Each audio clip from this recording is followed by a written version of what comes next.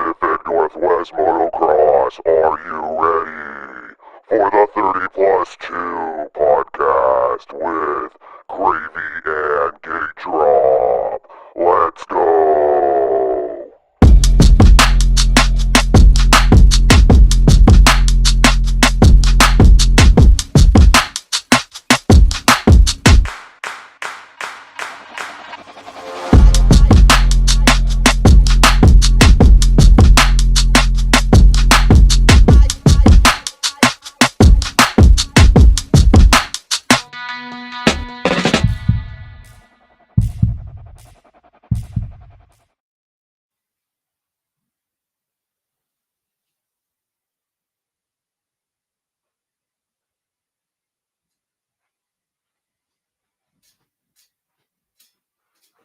Oh boy, this is not working out. I was about to say, as soon as Well- you left and the video glitched out on me, and I'm like, Yeah, where am I? That's a great way to start. God, no your system no racing sucks. this weekend. We're gonna be janky. Yeah, especially your system right now. It's extra janky. Welcome to the 30 plus 2 podcast. We're just gonna rename this the janky off-season episode here. Grayson, you want to see if you can restart your stuff real quick? Like, it's freezing on me. Yeah. Okay, you were freezing on mine, so. Are we there? All Am I right. good? Well, How's that? restart your stuff real quick. Okay. Oh, we're good now. Okay. Yeah, well, if we ever get paid sponsors here, we'll eventually update our system here because, as you can tell, it's super janky. Gate Drop here with Grayson, aka Gravy Photography, and we are in episode 7. And as you can tell by my hair, it's been a crazy day. How's it been going, Grayson? Not too bad. Not as crazy as the weekend all weekend and having to get them reels and photos. Yeah, we went out to Horn Rapids for the opening round of Black Widow Series, the JMC Motorsports Black Widow Series. Thank you, Devin, for having me out there. It was cold. It was a little bit windy, but we did not get snow, and it was a fun time. It was a little laid back. Not too many photo signups, unfortunately, but hey, not all weekends are, super profitable, but I still have fun regardless. For sure. Anything go on for you on this weekend off, Grayson? I had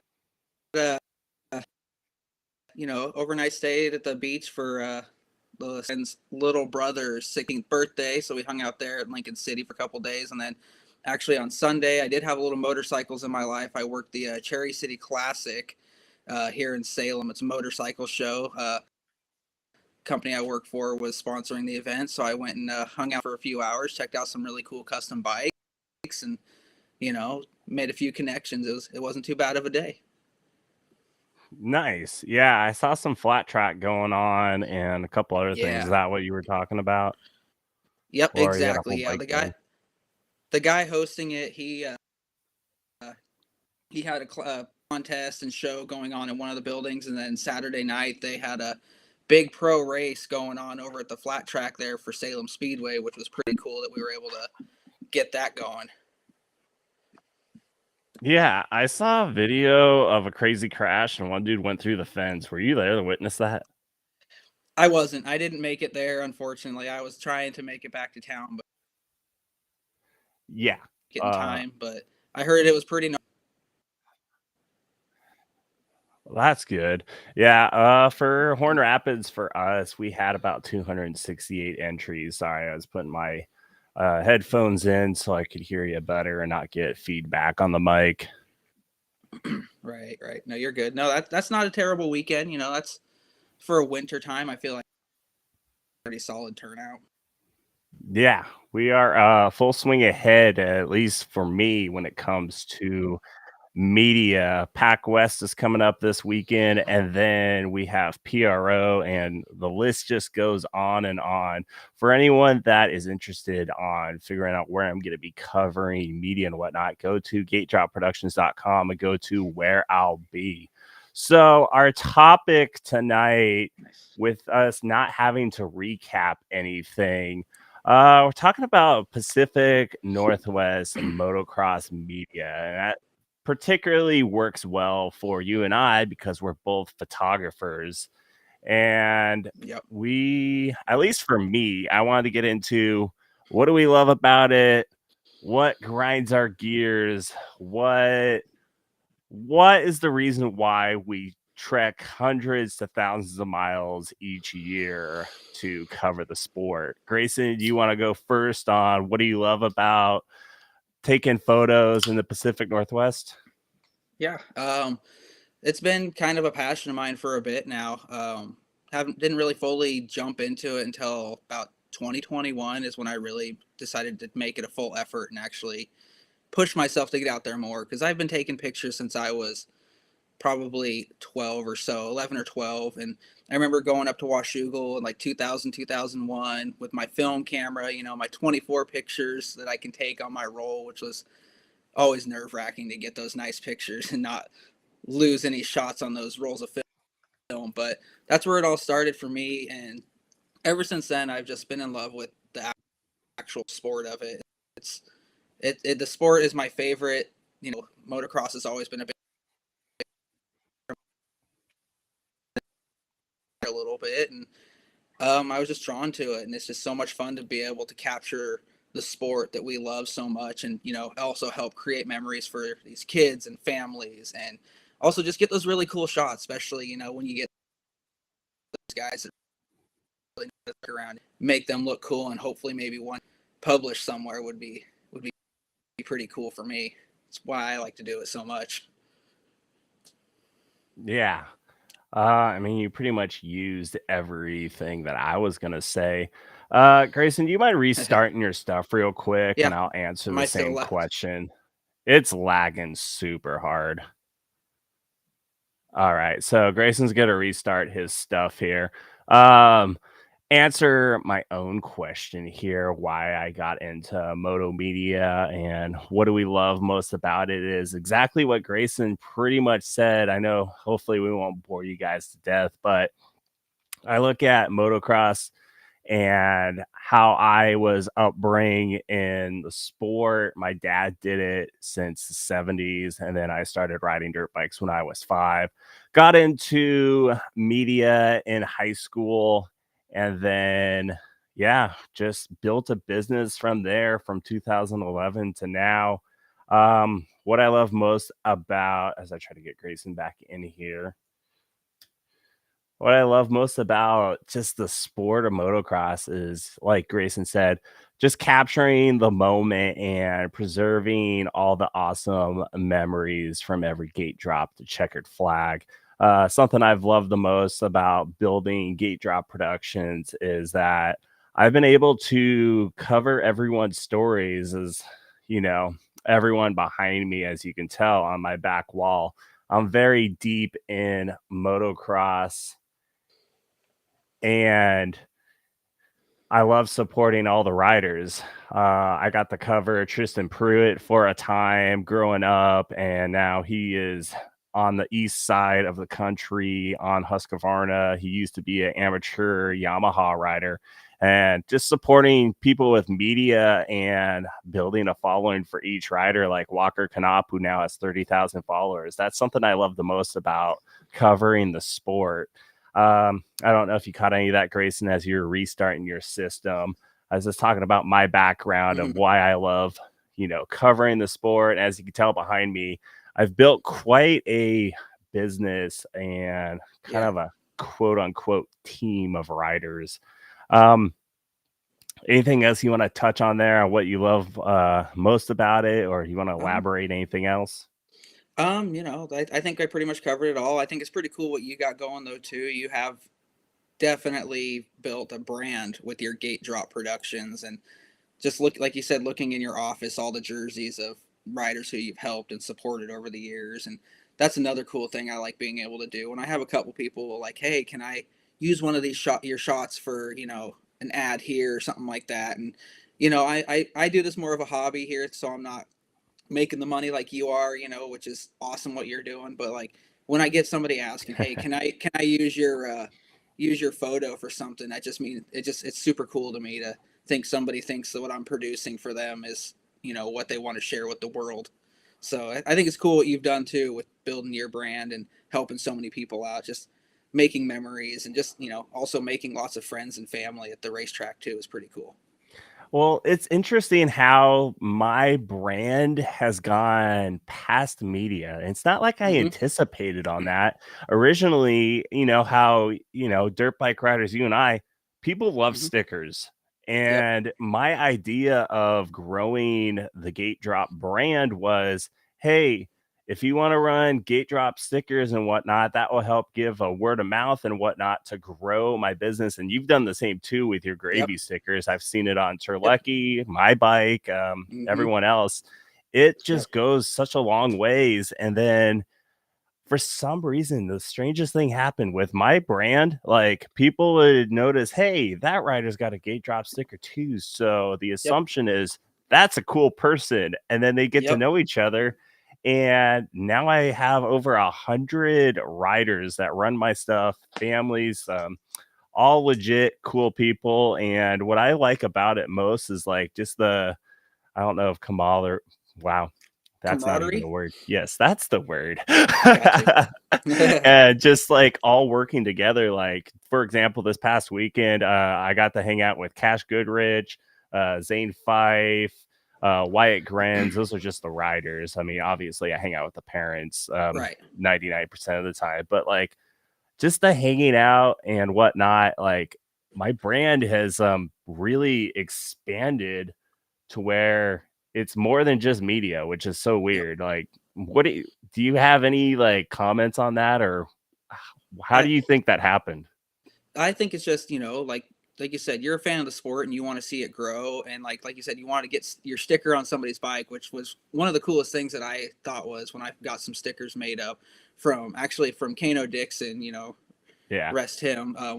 He made my first stickers, and when I had people coming up to me like, "Hey, can I get a sticker for my bike?" And it was just such a cool feeling, and I don't know, just it grows from just being a photography business or photography hobby to I don't know, just people wanting to support you in any different way you take your adventures. Like with you, you've got a full team that you help support. You've helped people with buying some helmets for people and helping people get Yeah. bikes, and it's turned into a bigger thing, like you said, than just the photos and the videos. So I don't know. It was just it's kind of cool how it exploded like that, and one thing led to another.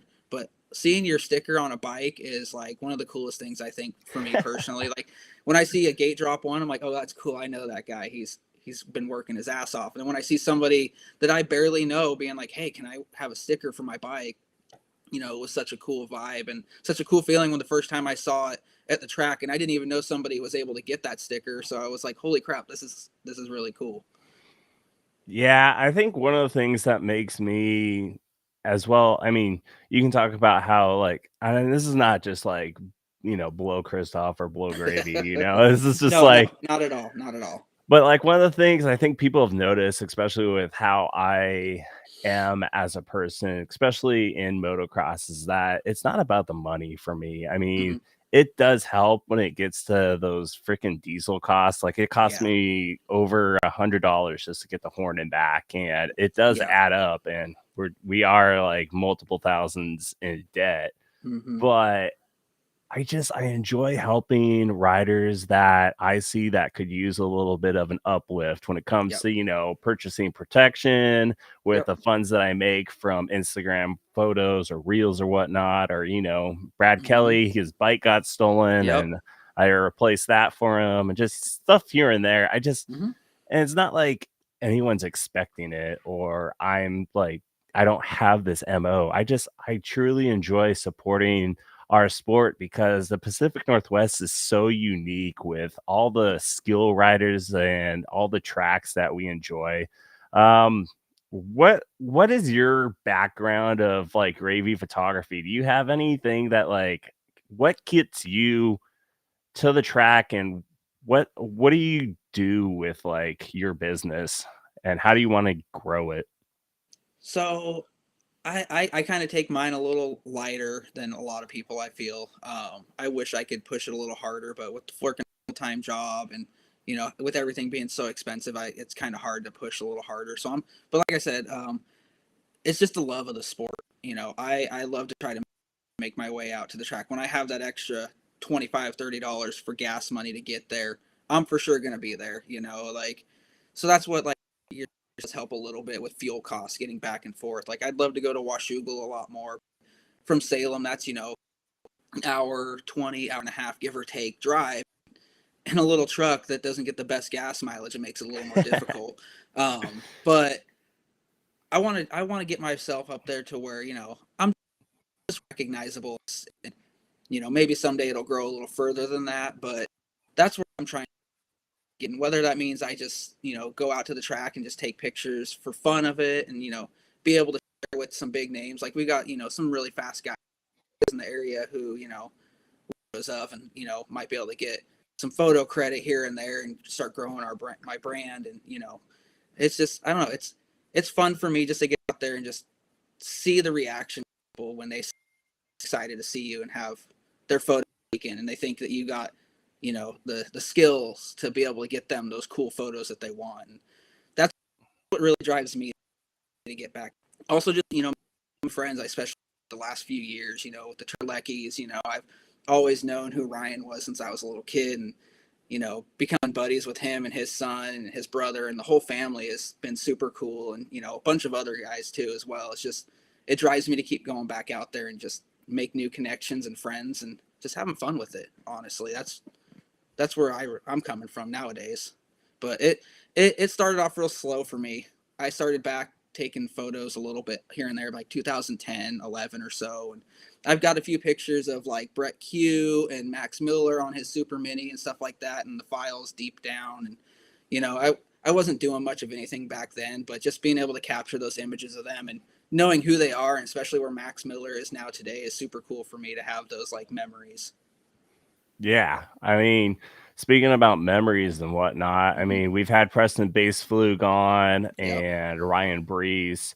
Yep. Eventually down the road, we hope to have Levi Kitchen, and then, like, of course, Max Miller, and Sure. just more of our pros, like probably Harriman and whatnot. But like, Mm-hmm. I have photos dated all the way back of Preston Baseflug from the 65 days Right. and Levi Kitchen from 85s. And that's something that's like so cool, in my opinion, on like stuff you can look back on and be like, dude, Yep. I remember when Levi Kitchen was a Thursday night motocross rider, Yep. and here's a pic of him on his YZ85. Like, His long hair coming out of that Fox helmet, like nobody had that around here at that time.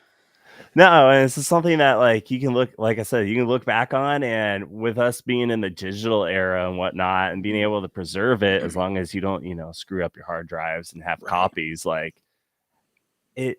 I don't even care if it's valuable in the future, but like No. just to build that portfolio Yep. and also a timeline of each rider, like Ryder Fisher, I have from Yep. 50s all the way to now. It's Right. pretty cool with our jobs. I know you kind of classify yourself more as a hobby, but you can always Yeah. jump 2 feet in and go into thousands of dollars of debt like me if you really want to. I really could, maybe one day we'll take that jump, but right now we got to be a little smarter. Yeah. But so, Uh, like I said, I'm not saying you're not smart or anything. Like, you've made this a really successful business. I feel, obviously we have our off weekends where, like you said, not as many people want to sign up and stuff like that. But I feel like for what you've done, though, you've actually have a successful media business within the Northwest for sure. Well, and here's the thing. I don't think a lot of people, and let's jump into like what makes taking photos and media at the track hard. Mm-hmm. Um, some tracks, I don't know if you've ever had it or not. I Mm-hmm. am the media guy for Washougal and PROs. So I get paid to be there. And Mm-hmm. then other places, I'm not going to name any of them. There's times where you're not getting paid by the promoter or the racetrack. So it does make it a little bit harder. Right. And also, one of the things that is so hard is we're only one media guy. Mm-hmm. And for example, this past weekend, there was 281 entries. That's a bunch of riders. there's going to be times I'm going to miss riders, and Yep. the unrealistic expectations is what, Yep. you know, I like that. I don't want to be the Debbie Downer, but it does get a little like, guys, can you look at it from our side? It's a little hard. And Right. if we're taking photos of every single rider and whatnot, what if they're not looking at it and they're not supporting it and whatnot? Like, Right. that's a lot of time Mm-hmm. behind the camera, behind the laptop, posting for it to collect dust, on a Yep. server. Yep, exactly. No, that's it does, like you said, it's a little unrealistic from some people. Like when I first started, like I'm sure you did, their goal was to try to get at least like one picture of like pretty much everybody there, because I remember being out there before I was taking pictures, and like when you get home and you see photos were taken and you're like, damn, there's not even a single one of me. I remember that feeling was, all right, I'm not mad at the person, but I really want to see a cool picture of myself, you know what I mean? But that's Yeah. why I went out there with those thoughts of I'm gonna try to get as many pictures of each person as I can, and then, like you said, eventually it becomes a little much, and with the editing and the posting, and they're just kind of going to waste somewhere, on a server on Facebook or your website or wherever it is, and nobody's really out there, you know, supporting it in a way, which is fine, and like I get people don't have a lot of money to be able to spend money on photos sometimes, which is understandable, but it kind of makes you take a step back and not take a picture of every single person. And then, then you start, like you said, you start getting people who are like, hey, did you get pictures of me? And you're like, no, you didn't say you wanted photos. Like, Yeah. it's kind of hard to keep up with these, people sometimes. And that, like I said, that's why I'm not like trying to sound like I'm being a negative No. Nancy or anything. But like my keys to get photos is first, you got to tell me Hmm. because I can't read For minds. sure. For sure. And tell me nicely, ask me Hmm. nicely, hey, can you get some photos of me? Because, I don't expect anyone to buy photos all the time. But Right. hey, sometimes I get a cool banger of some photo of like them railing a corner or a jump and I'll post Hmm. it. But as long as you tell me, then Yeah. I'll know because I don't know every single rider. I mean, it may seem like it, Right. but it is not as easy as people think it is. And then, yeah, for 100% guaranteed photos, that way you get media. And, for Hmm. you, I know you have photo options. For me, I have Yeah. multiple photo packages, even as little as $20, and that stuff does add up. Um, do a lot of people outside pre-signups usually purchase photos? It's very hit and miss. Grayson, do you want to talk Yeah. about your program, how you do your photos, or you want me to just like skip I, over you and answer that question? I'll go. I'll just be real quick. I don't do quite as extreme of like a sign up thing. I always like to post before where I'm going, either the night before or that morning, and say, hey, if you want pictures, like message me. Like I don't do like a full sign up like you do for like a guaranteed photo, but like I try to at least make sure like, hey, if you message me, I'm gonna make my best effort to try and get you a couple pictures one way or another for you to check out later, and if you want to purchase, which would be awesome. If not, that's all right, but at least just let me know, and we'll do our best to like get the best pictures we can of you. And just like you say, like for guaranteed pictures, like let you know it's rough when they're just message you at the end of the day and you're pulling out of the track and they're like, hey, did you get a picture of me? I just saw that you were here. Like you're like, I'm not sure. Like let me go check the hundreds I took today, and you might get lucky. But if you didn't tell me for sure, it's rough out there sometimes to make sure you make everybody happy. I usually only get one or two people that tell me they're there, but then I get, after I post everything, 10 plus people like sharing pictures or something like that, and I'm just like, Yeah. you guys should have at least told me, and I could have worked a little more and gotten some better shots too as well. On the pre-signups, because I know you post like pretty Hmm. much everything on Facebook page. You don't Yep. have do you have a website server to purchase from your website? I don't have anything. I just go straight from Facebook. But if somebody wants to like buy one that they see on there, like I email them like a full digital copy of it. So I Okay. make sure it's still a good quality. I don't make if they copy the photo off Facebook, it that works too. But if you want like a good digital quality, like I email them a good one. I can always help you with a couple perks Yeah. and whatnot to set up post purchasing. But Yeah. when it comes to outside my pre signups, like you'd be surprised. Sometimes it's a hit, and then sometimes it is a miss. For sure. I've had some, like, for example, the Woodland Mud Race that I stood like super deep in the mud. I mean, outside the 3 signups I had, I only made $7 worth of photos of posts. So the majority of those 293 photos in that album are just sitting there stagnant. And, it does kind of, being realistic here, it is a business for me. And I'm trying to get to the next track. And I 99% of the time go to the next track just because I enjoy the sport and I'm supporting all the riders and whatnot that I can. But it does kind of bum me out a little bit when those photos don't even get looked at or may not get purchased and framed on there. So right. No, it's a bummer. Yeah. Like, as it's an art, and when people don't understand that it's an art to you and how much you love it as well, and it just sits there like collecting dust, like you said, it is kind of a bummer, especially after the hours in the cold and the mud that you hung out there, all day long. And it is a little disappointing, but you can't let that get you too down. You got to keep your head up and moving like you do. Just go track to track, because eventually, like you said, people are gonna, pay for those photos. They're gonna ask you for photos, but those few that are in between where they really don't respond in any way to them, it does take a little bit of a toll on you.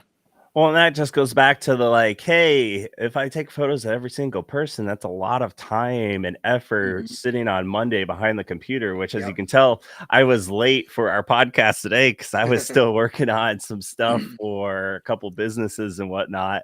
And if I don't have that time, I could use that time for other things, like For sure. folding laundry and doing dishes and whatnot.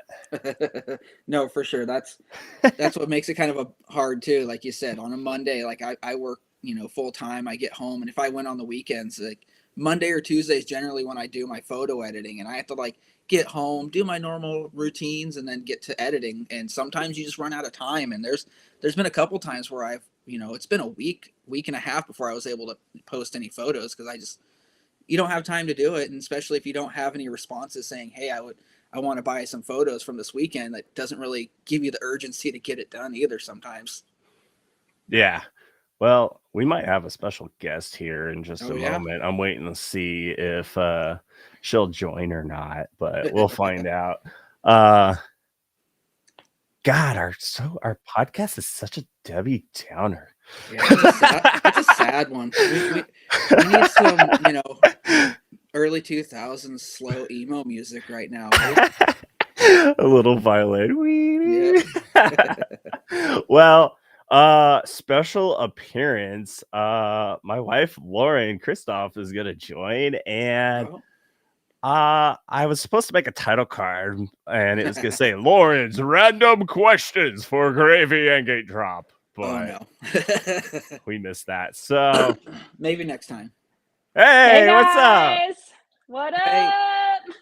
Are you enjoying our sad podcast, Lord, as our dog echoes on both the top and the bottom? Yeah, this is a perfect moment for the dog to bark. I couldn't hear you. What? What? What? You want to quiet that dog up. That's why I'm locked in the spare, so no cats can get to me. So, Lauren, it's been a while since you've been on camera. Like, this is like the first time. What, are you going into a closet or something? You're on mute. There we go. No, I'm hiding out in my office. I just thought it would be cool if I looked like I was in hell. Also away from the dog. Okay, so y'all, I've been listening this whole time, but I'm also like, it's also like 45 seconds behind, so I might be a little behind. Oh, Grayson, did he tell you that I was coming on, or is this a surprise for you? No, he told me a little bit ago. He was like, she might come on. I'm like, all right, let's do this. Let's wing it. All right, sweet. Okay, so you guys have been talking a lot about like, oh yeah, it's crazy, like, seeing people's stickers or like my stickers on people's bikes and whatever. And I'm just like, Man, when I was a kid, like they would do like career day, and there was this one year where like we had to dress up as what we wanted to be, and I wanted to be a dolphin trainer at SeaWorld, and so that's what I went as. So I got to know, like, when you guys were small, I doubt this is true, but like, did you just say like, yeah, I want to do some media stuff, or like, what did you want to do with your life? What did the trajectory of your life look like? Do you want to start, Grayson? I'll go for it. No, like those days, I honestly, when I was younger, I wanted to be a dirt bike racer. I would show up in my riding gear, and obviously, we didn't have the talent or the funds to go that way. So I, decided the media side was more my style and my speed, that I could actually have some skill and talent at. But no, I showed up dressed in my boots and helmet and all that kind of stuff on career day and show and tell. And I'm pretty sure one day, like one of the show and tells, I was able to actually bring my dirt bike in for one, which was pretty cool. But they let you bring your whole dirt bike in. That's awesome. Well, they had it out. Wow. Like my classroom had a door that led outside, so we were able to go all outside, and that was pretty cool. But no, I never thought I would go towards the media and the photo side. I've always loved, the moto movies from the 90s and stuff like that. So I would think that ended up, kind of being subconsciously in there, and just eventually kind of to take over, and that's the direction I decided to go with it. Nice. Well, ditto. Pretty much same answer. Yep. Well, yeah, when we're all dirt bike riders, here's the thing, Lauren. You either make it or you don't. Oh. And when you don't Fair make enough. it, you try to find other places to go to, like media or mechanics or your professional flaggers or starting gate operators to hamburger flippers at the track.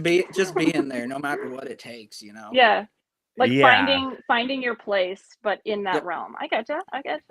Yeah. I tried dolphin training, didn't end well. I killed a lot of fish, so that didn't pan out for me. But oh man, what is PETA's gonna be after you? Right. Okay. We're gonna now. All right, next question, Lauren. What do you have for us? You want a second question? I barely had this one. Well, I mean, we do have questions rolling in too. We could all answer. What's the most rewarding part of the job? Wow, it moved on me. Do you get more joy out of the little kids or adults appreciating your work? For me, it's like a mixed bag. I like seeing the excitement, especially from all of our youth riders. Like, for example, Wyatt Grins, I just hung out with him and his parents, Ashley and Josh, this past weekend. And that kid is so funny. He's always wanting to help me on everything when it comes to opening up the canopy and whatnot. But like, he'll check out the photos, or like Nixon Ross and be like, dude, look at me. I'm really in that corner. That's so sick. And I think the kids get a lot more appreciation on it because you're highlighting them, you're showcasing them, and you're making them look like the Eli Tomac out there. So I lean more towards the youth and whatnot for that aspect. I mean, I still get some cool like adults that are like, yeah, dude, that's a sick shot. Wow, you made me actually look like I was throwing a fat whip, even though I can't throw a fat whip. And I'm like, yeah, don't pay attention to that tree that's at a 45-degree angle back there because I rotated the photo and cropped it. Grayson, what's your answer for that? Most rewarding part of the job? I would say it's a little mix of like you said, both of the parents and the kids and the adults. I love being able to, get some pictures of the adults riding with their kids. Like a couple weekends ago at Albany, I was able to snag one of his dad riding around on his little P-dub and his little kid right behind him. So can't remember who it was off the top of my head, but he sent it to me. Like he made a reel out of the photos and was appreciative of it. And like seeing like the parents riding with their kids is such a cool thing for me. But I don't get, a whole lot of the kids, mine's more so the adults come and tell me that the pictures are cool. Like, we got like Jake Warren and all these people who like throw these big old whips, and, just seeing them, how stoked they are on a picture, and, they're riding at the pro level, which is super cool to me. But yeah, like the kids and the parents together though is one of my favorite moments, because that's what we all grew up with, was going to the track with our moms or our dads or whoever it is. And, we, good or bad nowadays, the memories will always be somewhat good, going to the track with your parents and, learning and experiencing the same fun things together. Lauren, do you want to try to answer that? You're not a media person, but no, I'm not. Maybe what's your opinion on both of us on, you've seen how hard I work and whatnot. Do you have anything on, I don't know, what you see that we appreciate? Yeah, you like my question? Make it make sense. Very good wording there. Good luck to me, I guess. I think that your answers are honest and they make sense. Or do you have another question to ask us that we haven't covered? Maybe to turn this around a little bit, what's my favorite part of the media biz? Exactly. And that would be when you come home on Sunday. Oh, aren't I nice? Whoa. But he's half dead and going to sleep, you don't probably get to interact with him as much. He pushes himself so damn hard sometimes.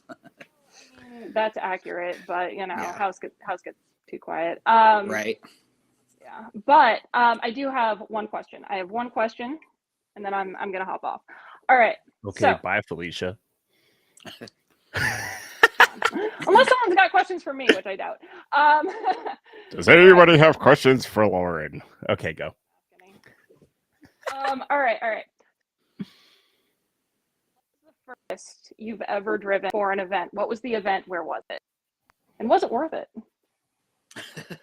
Honestly, I don't drive that far, honestly. Yep. The furthest I've gone is Washougal. I've gone Eugene, Washougal. That's about my distance right now, but I try to make it up to Washougal for the Loretta Lynn's Regional, which is always a fun one to go to. And is it worth it? Do I have fun with it? Yeah, and I make it worth it in my own ways, whether the media side works out or not. I don't. Is she frozen on yours or? Yeah, she froze. Goodbye, Lauren. I'm just gonna take her off the screen. I think I got that though. Yeah, Washougal's about as far as I go. But you, what's the distance and time for yours? Well, if Ted keeps pushing us further to Montana, I guess we're gonna go to Montana. Right. No, Fossil Bowl, Clarkia, Idaho, I would say is probably the furthest. That's a 7.5 hour drive there and then drive back. Usually it's worth it. If you've never been to Fossil Bowl, it's very redneckish and it's in the middle of nowhere. It's in Idaho. You can ride your dirt bike on the county roads and log roads and whatnot. I don't know if you would really enjoy that over there, Lauren, being, you and I in a van, unless we have, I think connections. It sounds like fun to visit and not stay in the long term. You mean you don't want to go multiple days with no shower? Ooh, not ideal. I don't think she wants to go with you multiple days without a shower. Maybe that's what it is. Ooh. Accurate. And sleeping in that coffin of a bed in the van. Come on, man. Right. What is wrong with my coffin? Oh man. Nice. I totally lost connection, Grace, and I assume you answered. I'll have to go back and find out what you. Yeah, I mean, you were looking like this. You froze on both of us. So I was like, I'm just gonna keep talking. Froze, and I'm just kind of like, oh, well. She gone. That's just how our show runs. We run with them technical difficulties pretty regularly now. Yeah, we don't have any paid sponsors, so iMac and phone and all this is what you get because that's how we roll. Hear that? All right. Well, thanks guys for having me on. Appreciate you.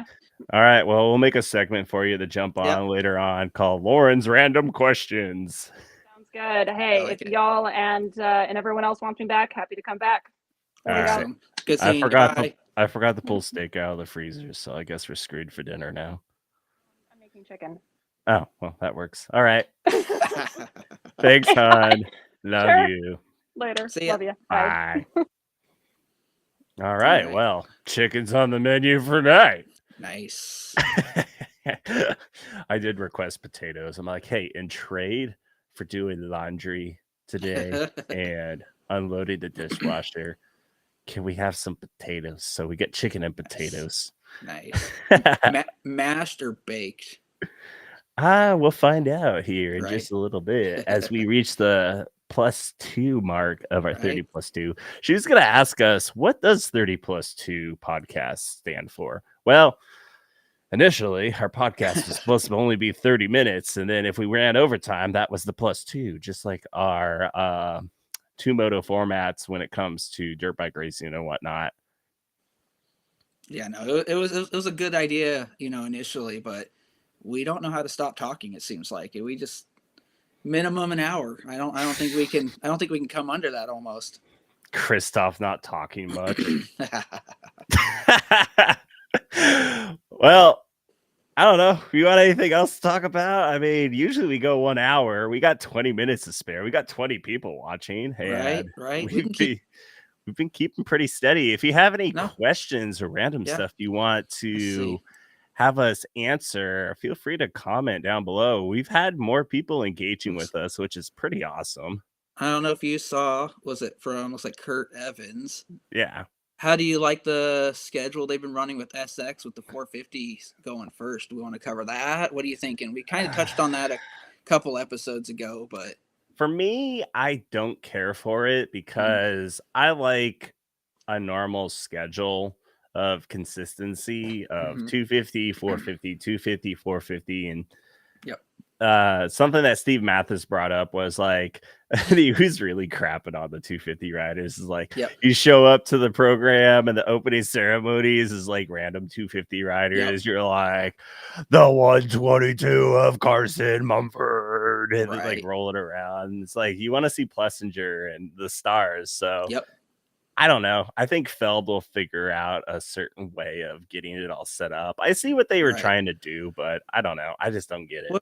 I don't understand. Was the last race, was it live on NBC? Because I know that's why they did the Detroit one, was to try to draw the the new viewers in by showing the top guys first and trying to keep them hooked until the end with the 450s going last as well. So I don't understand why they decided to push it for another weekend if we weren't like having a a live spot on NBC or something. But like you said, I'd rather have it go back and forth. It's just I feel like it's better start with it's still going to be some good racing, but I feel like it hooks the people in no matter if they know who the top 450 guys are or not. Like we should be starting with the 250s. They're the next guys in our sport. So why would we not start with them and go to the top guys first?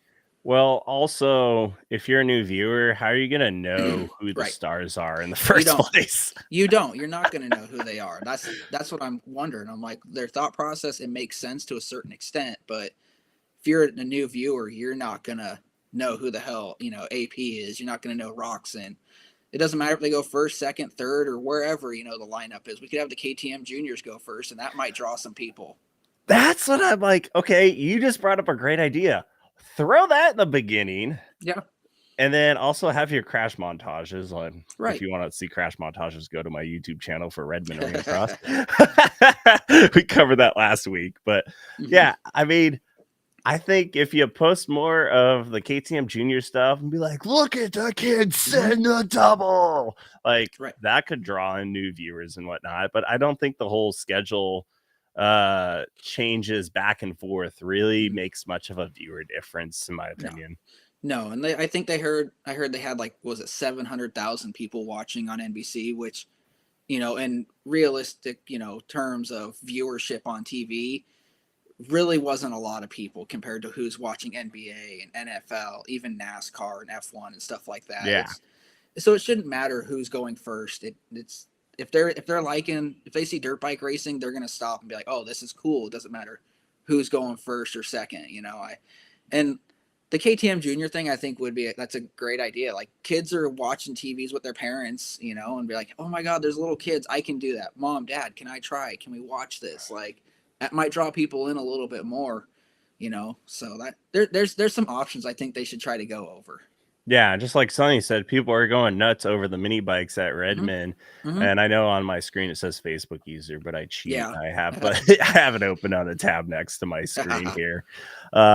Yeah, I mean, for example, Lily Perkins, she grabbed the whole shot over the rest of the girls, and she's on a 50 versus people on 85s and bigger Mhm. bikes in the women's class, and the crowd was going bananas. Yeah. And Lily like won the event and everything. And I just think, maybe test that theory out and show the Right. KTM juniors first, and then also your promos. I mean, I Mhm. know they like really spoon feed us Jet and Deegan, Mhm. but maybe even, I hate to say it, but promos of like that and then showing Deegan's flip on the KTM and whatnot, like Yeah. that will really be the hook that pulls more of the new viewers in. Exactly. No, for sure. That's going to hook a new viewer rather than just go straight into racing with the 450s. You need a little more of like a history and a timeline and some cool videos for people to get hooked, especially if they're, give like the first 15 minutes like a good highlight reel of something, where people are like, "Oh my gosh, what is this? What am I watching right now?" And it'll be great for new viewers, but I know us actual diehard fans might get kind of annoyed of it, just like we're getting annoyed of getting Deegan and Jet shoved down our throats each weekend. Yeah. A lot of people are missing the boat when it comes to youth moto. It brings in many more people and a whole new market. And as you can tell with, I know you missed it because you had a skateboarding event, but just Yeah. example, 550 entries for my first ever gate drop showdown, me stepping in the Yep. promoter role, which we'll talk about promoter roles later on. Maybe we'll have someone that promotes jump on, and we could hash and talk Right. about the pros and cons and how busy that is. But Yeah, for sure. making more youth events, that's where the market is. And as you can tell, the market is youth heavy and not pro heavy right now, especially in the Yep. Pacific Northwest. I mean, we had only one pro, for example, this weekend at Horn Rapids. That is just mind boggling to me. And two intermediates. And then the C class and the D class were over 20 riders, and it was all the youth riders. Like, Yep. I think the formula that I'm working on with like bonus events with short track, flat track was a little too sketchy, but we did it anyways. Full shot challenge and all that. More of the youth events and whatnot is what the market is striving for. So I don't know. What's your opinion on it? I know I just kind of cut mid No, sentence there. Like, what do no, you think the market is asking for right now, especially in the I, Pacific Northwest? I think you're spot on with that. Like, it is a lot more of a mini market nowadays. We do need some more mini events. I know I like when I was younger, there was like nothing like that. It was just regular race weekends, four stroke nationals, things like that. And I feel like there might have been some more younger, events that are, tailored to the kids and like easier tracks for learning and all kinds of stuff like that. I think it would have led me into riding a lot sooner than I actually did. Um, but yeah, no, I think the market right now it's great for the mini bikes right now. Like, what did we just have down in was it Glen Helen? They had the Monster Mini this last weekend. Um, it became an AMA event. I heard on a podcast a few weeks back. So I think the minis is where it's really at. Our pros and intermediates, we need to look out for them too and try to hopefully bring in some good events so they can make a profit and make a living out here as well. But right now, it's definitely for sure. I think probably your super mini, maybe even schoolboy and lower right now is the biggest market we've got going. Yeah. I know AME Mini Motocross. I believe that's put on by Tony Alessi. That's what you're referencing down in Mm-hmm. California. And then I know Swap Moto Live. He's got, I think it's Mm-hmm. called Mini Monster event Yeah. that he does as well. California's got it figured out. Yep. And, Devin and Ray Kaufman at Horn Rapids with Mini Warriors, they've got it kind of figured out. Well, not kind of, they do have it figured out. Right. They've got their system up there, which is a super fun event, which I Mm-hmm. recommend going to if you are a kid rider and you want multiple events going on. I put way too many eggs in the bucket, and it all paid off, but it was so much fun for all the kids having fun with Mm-hmm. Stasics and all that. Like, that's, Yep. I think, where the market is really striving for. And also Verb Moto Palooza that went on at Washuga, Yep. even though not that many people attended, hopefully that will get more attendance as time goes on. Yeah. We had straight rhythm, Stasic racing. I think if more promoters and racetracks jump on the mini events, I think that would really help supplement rider counts and get the returning rider to come back more often. No, it will definitely. I know we're not the promoters and we don't know what's going through these track owners' heads and stuff like that.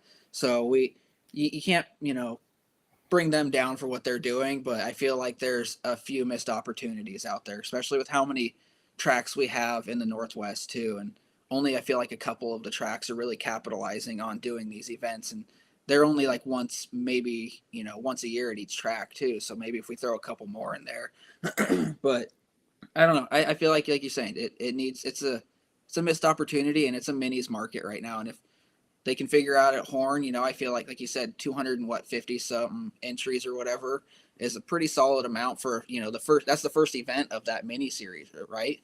For mini warriors, usually it's a lot more. Yeah. What if they start regulating classes more, making it easier for beginners of all ages to race and enjoy? Pros and cons of that, and I can tell you right there, is you have all the riders that want to go to Loretta's, so they race the C class and they stay down. And also, if you force people up, I know this is my opinion, but I've also heard from other track promoters and race runners, is if you force them up, then they're not going to come back. So at the end of the day, it's all about how many signups you get, how much money you make. That's pretty much the short answer to that. It is hard. For example, to eliminate some of those problems for me with my events that I'm running, if you win the beginner class, you will be moved up at the Gate Drop Showdown event. And then I run age brackets. So that's how I'm rolling my system to try to eliminate that issue. So the true beginners get a chance the following year and whatnot. Because if you won the beginner class, let's face it, you need to get moved up. No, for sure. That's kind of a struggle I've battled my entire, my riding career, which I'm sure you've experienced too. With we're not the most talented. We run our C class, CD classes and stuff like that, and we've got people who stay down there for multiple years because they just want to get that trophy to take home sometimes, or like you said, the C level riders stay there for contingencies and trying to get to Loretta's and stuff like that. So it is a really tough situation to deal with at the tracks and kind of regulate that, because like you said, you don't want to upset somebody and they're not going to come back to your track. Who knows what kind of influence they have over other people that are going to your track. You're kind of shooting yourself in the foot a little bit by doing that. Yeah, it's such a hard problem to solve. It just comes down to if the parents honest on skill level, and then also if they're honest with themselves on their skill level. I mean, sometimes I do poke fun of it, especially when it's the so-called beginner class and you're jumping 150 footers and ripping a tear off and throwing a fat scrub. It's like, for sure, bruh. No, that's a little much, and it happens way more than I would like to admit in our sport. It sucks to see, and I sometimes I feel like there should be, like Albany runs the beginner class. I feel like there should be an extra class for those people who truly are like, those first timers, those first few months, 6 months, and then move up to, a novice class maybe. And like, I feel like that might, help a lot of the situations, is maybe make another spot in there. Cause some people, like I said, some people will just hang down for a while, and like the parents don't want to move up their kids or for whatever reason too. Well, also, I think the terminology is where it's messed up, because like if we had a 250 novice class, that would make a lot more sense, because you have your 15 plus year beginners. You're not a beginner, you're a novice rider. That's, I think, where, and this is another like thing to really, this is a basket or egg or whatever to like open. It's a can of worms we can. Yes, thank you. That's what I'm like, as you see my terminology, as I was like, big word, and then I'm like, like something that Tyson at OPMC can gripe about as well. If we just had consistency in all of our classes on labeling and everything in the Northwest, that would make it help out so much more with all the series and racetracks. That way, your true beginner is in a beginner class. Your novice riders are Right. labeled a novice. Your juniors, your intermediates, and your pros. And then that way it flips out everything else. Right. Like, yeah, I feel like the terminology is where we really get hurt because for a long time, I've rode the beginner class, but I'm not a beginner. I have experience. I've never elevated enough to really feel like I was able to move up. I would do the C classes when that's all they would offer and things like that. But it's tough. Using that term beginner really, I feel like puts a damper on a lot of the classes that we have nowadays. Yeah. Cherry picking's been an issue forever without a solution unless it's a racing organization where you accumulate points, too many independent tracks and promoter nowadays. That pretty much wraps it up. No, I mean, yep. at one Nailed it right point, there. at one point we were all AMA, put together, and now we're more of a little loose program. I know RMX, I believe they run in Utah. They run a pretty great program there to where they can keep everyone accountable and whatnot. Right. It's tough. It's tough. I got nothing else as we hit the Nothing else? 55-minute mark. Right. Any other questions in there at all that I've missed? Well, we go to Arlington next weekend. Yep. I won't be able to watch live because I'll be at Woodland Pack West. If you want photos or Instagram reels, hit me up. This is not a paid program, but it just did. But hey, we got East Coast coming back. Deegan probably feels better. Macanuts will probably have his nuts in his pants this time. Probably gonna wear a couple pairs of Ethicas going into this weekend. What are you excited about, and what do you expect from all of our riders for the East Coast? Base Flug will be on the starting gate again. Do we see him going straight to the main? I'm hoping so. I'm going to be rooting for him for sure. He's definitely one of my favorites on the East. I'm excited to see what Deegan can pull out this weekend. Hopefully he can stay up and, not have to ride around with those bent bars again. It's kind of a bummer that we had to, we did one round, take another week off, and then, they're not back for a couple of weeks, which was kind of hard for the East Coast guys, I'm sure. But I'm excited to see what they're actually going to, be able to pull off. Hopefully we don't get another first turn carnage where half the field goes down. So maybe we'll get a little more, insight to how this East Coast is actually going to run this after this round. Yeah, and we get a return of Enzo Lopes, and Nice. he really needs to show that his gamble of going to Star Yamaha was a good choice. So where do you think Enzo's going to land up? I'm hoping he ends up in, a podium spot. He deserves it. He's been, up and coming for a while, and he's shown some really good skills and talent. And I think, going to Star is where everybody has the most success, it seems like, especially on a Yamaha. So I'm hoping that he can put it on the box, but I'm not going to keep my expectations too high yet, obviously, because we have no idea where he's at.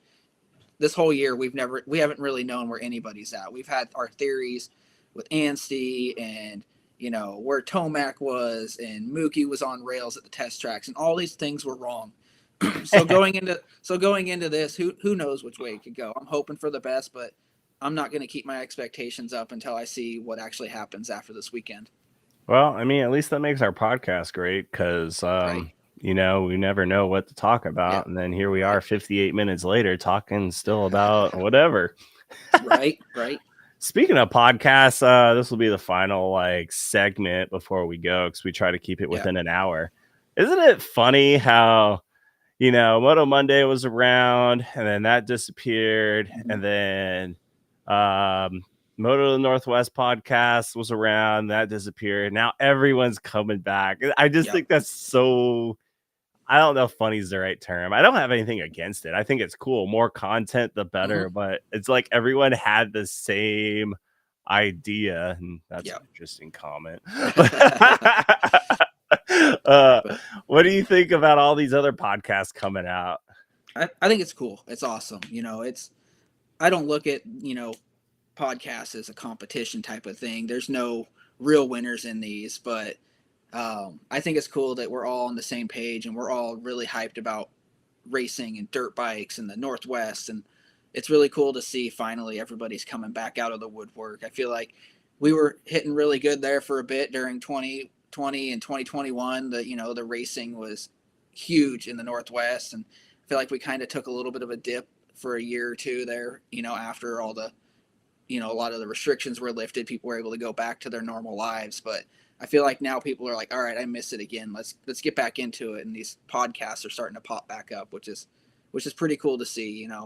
Hope I'll have to catch up on some of them. I've been trying to keep an eye on a couple of them and listen when I can, but it's fun. I love seeing, the Northwest kind of explode again. Yeah. I need to jump into Joey Lancaster stuff. I know he's interviewed Huffman and a couple other people. So if you want more moto oriented podcasts and whatnot, Moto the Northwest is just a shout out to Joey. He does amazing work with the 125 Dream Race and whatnot. He's got a podcast going on motothenorthwest.com, I believe. No, I've seen it on Instagram. But yeah, Arlington next week, and I don't know if we'll have any guests or not. We'll recap what happens, and then who knows, maybe I'll have some content from Pac West to showcase. Hopefully the weather stays nice. It looks like it's going to be cloudy and maybe a little bit rainy. You never know with Woodland. It's a hit or miss. Right. Wait 10 minutes and see what happens, really. Yeah, so that's our 1 hour wrap on our 30+2 podcast. For anyone that wants to follow you, Grayson, what is the best places to go to? Instagram, it's gravy_648. Facebook, hit me up, Gravy Photography. And then also now newly to Twitter, X, whatever you like to call it, it is Gravy _XX. Hit me up on there. You have questions, you have comments, you have anything you want us to talk about too. DM us, let us know what you're thinking, and we'll pick your brains and you can pick ours. Yeah, I mean, we're just boring media people that don't know anything. We don't know nothing. We shouldn't even be talking right now. We're gonna get canceled real soon. This podcast is over. No, but hey, I mean, pick our brains. I'm happy to go through anything as long as it's appropriate and you don't put stupid comments in this comment section. And I will call you out. I don't care. Anyways, if you want to follow any of my stuff, gatedropproductions.com, Gate Drop Productions on YouTube, on Facebook, gatedrop_pro on Instagram is how to get a hold of me. I will be at Woodland this weekend. Grayson, are you going to be our reporter for Supercross? Yeah, most likely it'll be your couch side reporter for this weekend. If it stays nice, who knows? Maybe I'll try to sneak my way down to Albany if they do something this weekend. I think I saw Albany's got some practice going on. Make sure they check their content out. And I don't know what else is going on. I think Horn's got practice. I'm sorry I was not up to date this weekend, this Monday on everything. I was literally scrambling. If you were here at the beginning, you just got introduced to an empty chair and then me jumping in there saying, "What up?" got to slow down a little bit there. There's no time. Do you see the eye rolls? I don't think Christoph ever slows down. I was about to say, are you drinking that Rockstar coffee or something right now? It's Rockstar Focus. Because you need to focus. You're gonna need to focus. All right. Well, hopefully dinner's done, or I don't know. I love my wife. She's got dinner all cooked up for me. Catch you later, Grayson. Till next time.